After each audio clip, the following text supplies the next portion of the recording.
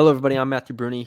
Joining me is Colin Mitchell for BC Buckets. We're doing Jamal Shead today. Colin, Houston senior, 6'1" with shoes on, almost 22 years old. The qualifier with shoes on is so funny to me. At the combine, I think it was like 6'4", something like that. I don't know what it was, but yeah. Anyways, 37. This is a guy. Before we even get to anything else, he was the heart of the Houston Cougars basketball team on both sides of the court. And that Houston Cougars basketball team was very, very, very good over the past 4 years, basically since he got there, especially last year. 37 games, 31 minutes, 13 points, 6 assists, 4 boards, 2 steals, 41% from the field, 31% from three. The defense, the on-ball defense is really where you go immediately as a translatable skill. That's where he's elite. Active hands, flies around the court, just has incredible motor, always 4.3 steal percentage, which is 17th in the country, just harassed opposing ball handlers. And this is Houston, like I said, was the best defense in the country, and he was the one that spearheaded that. So it didn't matter what guards he was facing. He pressured the hell out of them. And this was in the Big 12, obviously, where he's going against the Baylors, the Kansases, then the Texas, and so on and so forth. So the defense is what sets the floor for him to be like, hey, you can draft him and it would make sense. And I think obviously he's going to get drafted, but you can draft him in the top 40 and I think it would make sense. So yeah, that's where I start with Jamal Shead. Yeah, and just to continue, I guess, on to what he does well offensively, I think offensively, okay, I'll just start this way. He shot 31% from three, but I feel like there's some untapped potential there just because of how good the rest of the part of the game is and his touch. I mean, he shot 78% from the line. 78% from the line.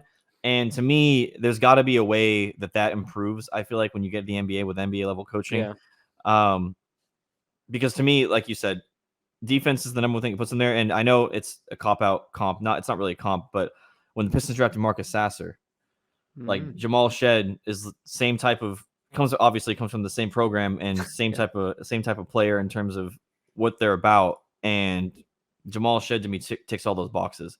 And that's what makes me most excited of him to be out like a late round sleeper where he can really kind of do something. And not only that, he's more of a point guard, I think, than Marcus Sasser is in the way he's able to throw the ball around. Yeah, I got a fun stat here. He averaged over 5 assists per game in 3 straight years. But this past year, he had a 40.4 assist rate. That was 5th in the country. That's so good. He was assisting on 40% of his team's buckets on the court. He gets to the rim just incredibly well. He's really strong. He operates in ball screens and just sprays out the shooters. So, that's where I think I've seen some comps for TJ McConnell. And I don't have that as a comp per se, but I see that because he gets in the paint just because he's so quick and can spray out to shooters from there. So that's an immediately a redeemable trait on offense for him. I like the quickness. Like I said, he played in a lot of ball screens, doesn't get bumped off real easily on offense. So offensively, I like all that. I don't know if I can get there with the shot yet. And I do agree it could be better at the NBA level, but ultimately I looked at some guys like a Javon Carter, for instance, and I was like, okay, these guys are very similar paths, both 4 years in college, both drafted because of their defense. Javon Carter still shot his last 2 years in college shot 38 and 39% from three. So it's you've had 4 years in college now and you're still shooting 31% from three. That's fair. That's the concern for me is if he can't, he's going to have to take a drastic step forward, not just a reasonable step forward, but a drastic step forward to be a reliable 3-point shooter in the league. And that's kind of my limiting factor. That's why I can't make him a first round draft grade. That's why I can't fully get there with Jamal Shead. So that's my overall. I do have another point for question marks, but I was talking for a long time. Okay. I mean, so my big question mark with him is without the shot, do you think he'll be able to stay on the court as a point guard because I don't really see him playing a 2 just because that's just not No, his game. no, no, no. He's a And backup so, point guard in the right, he's a league. backup. Well, he's right. He's a backup point guard, but defense goes a long way. But he's also still 6 foot. And Yeah. to me, in my mind, the reason why I think that his shot has to translate, and I think that it will translate, is that because outside of that, I don't know how you can see the court as a point guard. Obviously, you can be TJ McConnell, but There's not a lot of I, TJ McConnells there's not running a lot of around. TJ McConnells in the league. Exactly. Yeah.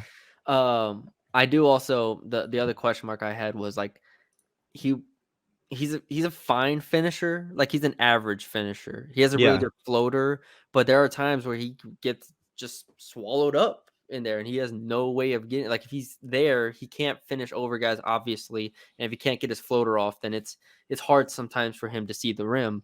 So to your point, if the three-point shot doesn't come around, I don't fully know where we go from here because even and I don't have this as a comp. I should have this as a comp. I just thought about it, but Trey Jones started for the Spurs. Mm, He was all ACC Defensive Player of the Year coming out of yeah. college, right at Duke. He couldn't shoot with a lick. So and Shed is a better shooter now than Jones was in college, but and Jones has worked on it. He's at least like a D. He's like a very average. I don't know what he shot from three this year with the Spurs, but it was all right. And Trey Jones to me is like a 35th to 45th best point guard in the NBA. He's a backup point guard. So that's the type of comp that I see for Jamal Shead. The 3-point shooting is higher than Trey Jones coming in. It's not as high as Javon Carter, but like those guys are all backup point guards. So it's Right. like Chris Dunn is another comp I have. Like backup point It's a guard nasty again. comp though. Like backup point guard, good Yeah. defender. Like they all go in the same boat of being all right. Be a backup point guard for 10 years in the NBA. There's nothing wrong with that, especially if you're getting drafting at 35. Yeah. Shit, I'll take it. No, I completely agree. It's just for me, it's hard to see me even as a backup point guard without the shot just because of his size. Yeah, So, but it does. I mean, it does go to your point. Like Trey Jones is out here starting for the Spurs, which he, should or shouldn't be, but like 2 straight years started for the Spurs, so it's like maybe anything's possible for him. But all right, that's all we got for y'all today. Hope y'all enjoyed it. Let us know what you think in the comments below, and we will talk to y'all later.